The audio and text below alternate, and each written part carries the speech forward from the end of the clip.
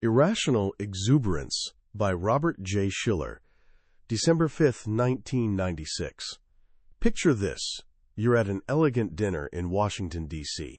The room is buzzing with some of the most powerful people on the planet. At the podium stands Alan Greenspan, the chairman of the Federal Reserve, basically the closest thing the global economy had to a superhero at the time. He's delivering what sounds like a pretty standard speech, the kind that makes your eyelids heavy. But then, right in the middle of all that financial jargon, he drops two words that would send shockwaves rippling across the entire globe. Just two words. He asks the audience, how do we know when irrational exuberance has unduly escalated asset values? Irrational exuberance. The moment those words hit the airwaves, it was like someone had shouted fire in a crowded theater. As his speech broadcast around the world, markets started convulsing. Japan's market dropped over 3%. Hong Kong, nearly the same. Germany and London, 4%. The next morning in the United States, the Dow Jones took a nosedive. Pretty wild, right? The reaction itself seemed, irrational. Why would two tiny words from one guy cause billions of dollars to evaporate overnight? That question sits right at the heart of one of the most important books ever written about money, markets, and the messy human psyche, Irrational Exuberance by Nobel Prize-winning economist Robert J. Shiller. This isn't just some dry finance textbook. It's a book about us, about the hidden emotional currents, the stories we tell ourselves, and the social pressures that shape our world in ways we barely notice. Shiller's work peels back the curtain on the financial world and shows us that it's not some cold, calculating machine. It's actually a very human drama, driven by the same hopes, fears, and foolishness that have driven people for centuries. By the end of our time together today, you'll understand the secret anatomy of a speculative bubble. You won't just learn what bubbles are. You'll learn to spot the patterns, hear the whispers of a new story taking hold, and recognize the warning signs of irrational exuberance before it sweeps everyone away. This isn't just about protecting your future wealth. It's about understanding the world you're stepping into. So let's dive into the mind of the market and explore the powerful, often invisible force of irrational exuberance. So what exactly is a speculative bubble? We hear the term constantly: the dot-com bubble, the housing bubble. It conjures up images of a soap bubble, beautiful and shimmering, growing bigger and bigger until, pop, gone. But Robert Shiller gives us a much deeper, and honestly more useful, definition. He says a bubble isn't just about prices climbing, it's a psychological epidemic. Think of it this way. It starts with some good news. Prices for something, stocks, houses, whatever, begin to rise. That news about rising prices becomes a story. And it's an exciting story. It's a story about people getting rich. This story starts spreading from person to person, almost like a virus. It's genuinely contagious. As it spreads, it gets amplified. People start inventing new reasons to justify why the prices are soaring, creating what Shiller calls a new era story. This time is different, they insist. The old rules don't apply anymore. And as the story grows, it pulls in more and more people. At first, maybe they're skeptical. They have doubts. But then they watch their neighbors, their friends, their coworkers making money hand over fist. They feel a pang of envy, a rush of gambler's excitement. They feel the gnawing fear of being left behind. And so, despite their doubts, they jump in. Their buying pushes prices even higher, which creates even more success stories, which makes the narrative even more powerful and pulls in even more people. See the loop? Price increases create stories. Stories create enthusiasm. Enthusiasm creates more buyers. More buyers create more price increases. It's a feedback loop, a self-fulfilling prophecy. This, Shiller tells us, is the engine of a speculative bubble. Let's make this real. Let's travel back to the late 1990s, the height of what Shiller calls the millennium boom. For most of history, the stock market had its ups and downs, but it moved in a relatively predictable range. But starting in the early 1980s, and then accelerating like a rocket in the mid-90s, something incredible happened. The Dow Jones Industrial Average, which had hovered around 3,600 in 1994, blasted past 10,000 for the first time ever in 1999. It had nearly tripled in just 5 years. In inflation-adjusted terms, it was the biggest stock market run-up in U.S. history, bigger even than the famous Roaring '20s. The feeling in the air was electric. It seemed like a new world was being born, and everyone had a ticket to the party. But what was causing it? If you asked most people, they would have given you what seemed like a perfectly rational answer: the Internet. This was the first of what Shiller calls these structural factors, specifically a precipitating factor. A bubble needs a good story to get started, and the birth of the World Wide Web was one of the best stories ever told. For the first time, people had this incredible technology invading their homes. It wasn't some abstract thing happening in a lab. It was right there on their desks. You could suddenly access a world of information, connect with people across the globe, even build your own website and become part of this new digital economy yourself. It felt like you had unlocked a superpower. This vivid personal experience made it incredibly easy to believe that the Internet was going to change everything and make everyone rich. At the exact same time, corporate profits were growing solidly. Now, Shiller points out that this profit growth had very little to do with the fledgling Internet companies, which were barely making any money yet. The growth was happening for other, more boring reasons. But because these two things, the exciting new technology and the strong profits, happened at the same time, people's minds connected them. They created a narrative. The Internet is here, and it's a money-making machine. This is a classic New Era story. People believed the fundamental rules of the economy had changed forever. But a good story, a precipitating factor, is only the spark. It needs fuel to become a raging fire, and that fuel is what Shiller calls an amplification mechanism. This is where things get really interesting, because Shiller describes this mechanism as a naturally occurring Ponzi process. We've all heard of Ponzi schemes, named after Charles Ponzi in the 1920s. It's a fraud where the schemer pays early investors with money from new investors. The early investors get incredible returns. They tell all their friends about this financial genius, and their success stories convince a new, larger wave of people to invest. The cycle continues, with each new layer of investors paying off the last, until the whole thing inevitably collapses when they run out of new people to pull in. The key to a Ponzi scheme is the power of the success story. It creates a feedback loop of belief. Now here's Shiller's genius insight. A speculative bubble works in almost the exact same way, but without a central mastermind pulling the strings. The market itself becomes the mastermind. In a bubble, the initial price increases, sparked by the New Era story, create the first round of winners. These winners don't need a con artist to tell their story. They tell it themselves. They tell it at family dinners, at backyard barbecues, at the office water cooler. They talk about the stock they bought that doubled in a month.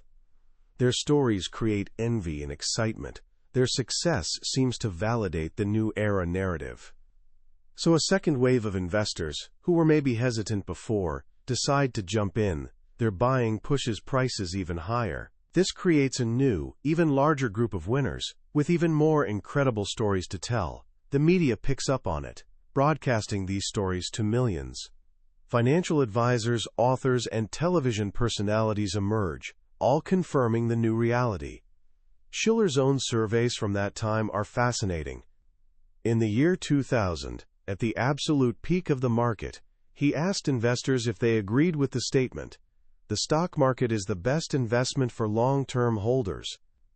An incredible 97% of them agreed. Think about that for a second. Getting 97% of people to agree on anything is almost impossible, let alone a personal investment strategy. It shows just how powerful and widespread the belief system had become. But here's the crucial part. As the market started tumbling after 2000, so did the percentage of people who agreed with that statement. By 2011, it had dropped to 72%. The confidence wasn't based on some timeless, unchanging principle. The confidence was a product of the rising market itself. It was feeding on itself. This feedback loop is the amplification mechanism that turns a rational response to some good news into a full-blown speculative frenzy. The rising prices themselves become the main reason people buy. They're no longer investing based on the fundamental value of a company, its profits, its assets, its future prospects.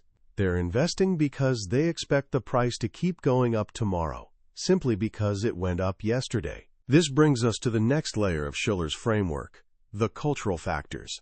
A story and a feedback loop are powerful, but how do they spread to an entire society, and even across the globe? The answer, Shiller says, lies with the news media. The media isn't just a passive observer reporting the facts. They're in the business of capturing our attention. And nothing captures attention like a dramatic, ongoing story with high stakes. The stock market is perfect for this. It provides new numbers every single day. It has winners and losers. It has an element of the casino, of fortunes being made and lost. During a boom, the media doesn't just report the price increases. It helps build the new era narrative. They find experts who confirm the story. They run headlines about new records being broken, even if those records are meaningless when you account for inflation. They simplify complex issues into easy-to-digest sound bites. Think about the late 90s. Every night on the news, you'd see the Dow up again today, followed by an interview with a confident-looking analyst explaining why the new economy was unstoppable. Magazines ran cover stories on how to get rich from internet stocks. This constant stream of reinforcement makes the bubble feel rational. It makes it feel like the smart thing to do. Shiller points out that after the dot-com bubble burst in 2000, many of these very same business shows and magazines saw their viewership and sales plummet. Some even went out of business. The public's interest had moved on. The media, in following and amplifying that interest, is an inseparable part of the bubble itself. This also helps explain why bubbles can feel global. We saw it in the late 90s, when markets from Brazil to Germany were soaring. We saw it again with the housing bubble in the 2000s, when you could find booming real estate markets in Ireland, Spain, and Australia, all at the same time. The stories, aided by a global media culture, can cross oceans. A successful narrative in one country gets picked up and adapted for another. So we have the spark, the precipitating story, the fire, the feedback loop, and the wind that spreads it, the media. But what about the wood? What is it about us, about our own minds, that makes us so ready to burn? This is where Shiller dives into the final, and perhaps most important layer, the psychological factors. He argues that much of what we call investing isn't based on cold, hard calculation. It's based on very human, and often very flawed, mental shortcuts. First, he talks about psychological anchors. Our minds, when faced with uncertainty, have a powerful tendency to latch onto any number that's available, even if it's completely random. In one famous experiment, people were asked to guess the percentage of African nations in the United Nations. But before they guessed, a wheel of fortune was spun. If the wheel landed on 10, people's guesses were much lower than if the wheel landed on 65. The random number on the wheel acted as an anchor for their judgment. In financial markets, the most powerful anchor is simply the last price you saw, or a big, round number, like Dow 10,000. These numbers don't necessarily tell us anything about a company's true value, but they anchor our perception of what its price should be. It's one reason why prices tend to be stable for a while, and then suddenly break free when the anchor is lifted. Second, Shiller points to our deeply ingrained tendency for herd behavior. We are social creatures. We look to others for cues on how to act, especially when we're unsure. Most of us, if we're honest, have no idea what the correct value of the stock market should be. It's an incredibly complex question. So what do? We look at what everyone else is doing. If everyone is buying, it feels safer to buy. If everyone is selling, it feels terrifying to stand your ground. One classic psychology experiment by Solomon Asch illustrates this perfectly. He put a subject in a room with a group of actors and showed them all a line. Then he showed them 3 other lines and asked which one was the same length. The answer was obvious, but the actors were all told to unanimously pick the wrong line. What happened? A shocking number of the time, the subject, despite knowing the right answer, would go along with the group's wrong answer. They caved to social pressure. But later research found something even more profound. It wasn't just fear of looking foolish. People went along with the group because they started to genuinely doubt their own judgment. They thought, if all these people see it that way, maybe I'm the one who's wrong. This is exactly what happens in a bubble. The rising price is the unanimous vote of the crowd, and it makes us doubt our own skepticism. Finally, and maybe most importantly, Shiller argues that we make decisions based on stories, not statistics. Our brains are wired for narrative. A good, compelling story about a revolutionary company will always have more emotional pull than a spreadsheet of price-to-earnings ratios. During the dot-com boom, the stories were incredible. Stories of startups in garages that were going to change the world. Stories of everyday people becoming millionaires overnight. These stories provide what Shiller calls a moral anchor. They give us a simple, powerful reason to invest that feels more compelling than any complex calculation. We want to be part of that story. We want to be one of the smart ones who got in early. When you put all of these psychological factors together, our reliance on anchors, our tendency to follow the herd, and our preference for a good story, you have the perfect psychological tinderbox for a speculative fire. Now, all of this stands in stark contrast to a very powerful idea that dominated finance for decades, the efficient markets theory. The simple version of this theory is that the market is always right. It says that the price of a stock, or any asset, instantly and accurately reflects all available public information. According to this theory, you can't beat the market because there are no overpriced or underpriced stocks to find. Any new information is immediately baked into the price. Prices only move because of new, unpredictable information, which means their movements are essentially random, a random walk. Shiller doesn't completely dismiss this. He says that on a micro level, for individual stocks, the market is often pretty efficient. If one company is clearly a better value than another in the same industry, smart investors will usually correct that difference pretty quickly. But on a macro level, for the market as a whole, he argues that the market can be wildly inefficient for very long periods. It can be gripped by bubbles and busts that have nothing to do with fundamental value. His most powerful evidence for this is a simple, devastating chart. He calculated what the correct value of the stock market should have been since 1871 if it were perfectly rational, if its price was based only on the actual profits or dividends that companies paid out over time. What does that rational value look like? It's an incredibly smooth, gently rising line. It looks like a picture of steady, predictable progress. And what does the actual stock market look like? It's a jagged, volatile line that soars far above that rational value for years and then plunges far below it. The real market looks manic, emotional. The two lines barely seem related. For Shiller, this is the smoking gun.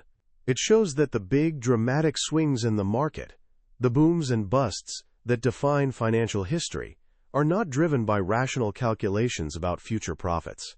They're driven by something else. They're driven by the shifting tides of human psychology, by irrational exuberance.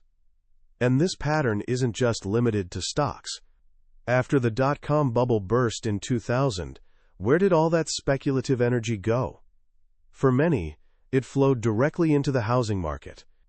Suddenly, a new era story emerged. You can't lose money on real estate. They're not making any more land. The same feedback loop kicked in. People saw prices for houses in their neighborhood going up 20% in a year. They saw TV shows about flipping houses for huge profits.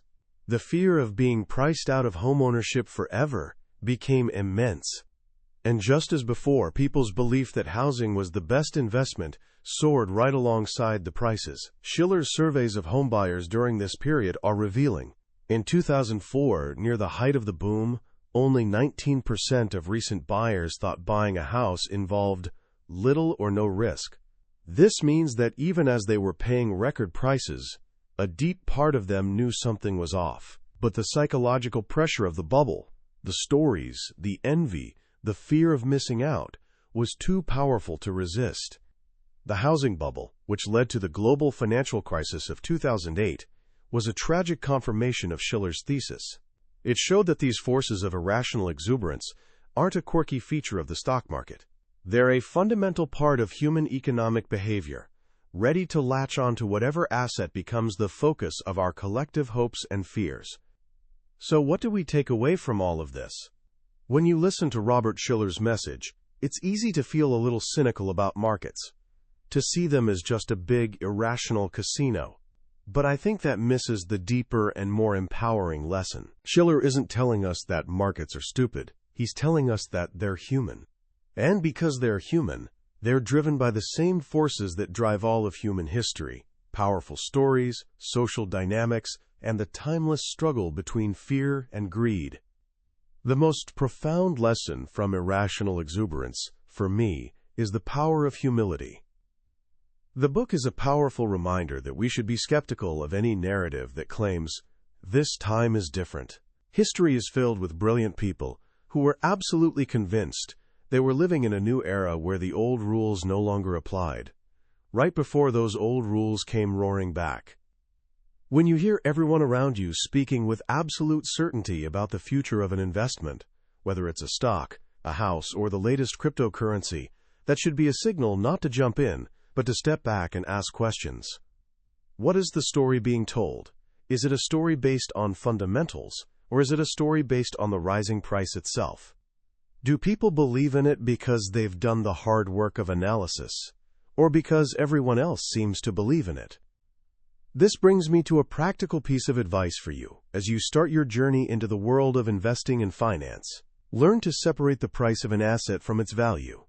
The price is what you pay. It's the number you see on the screen, driven by the daily tides of emotion and speculation. The value is what you get. It's the underlying quality of the business or the property, its ability to generate real profits or provide real utility over the long run. In the short term, price and value can diverge wildly. A bubble is simply a period where price soars far, far away from value. But in the long run, value acts like gravity. Price will always, eventually, return to it. Your job as a thoughtful investor is not to chase price but to understand value. Another powerful takeaway is to be deeply aware of your own psychology. Recognize that you are not immune to these forces. You will feel envy when you see others getting rich. You will feel fear when the market is falling. You will be tempted by a good story. Knowing this is your first and best defense.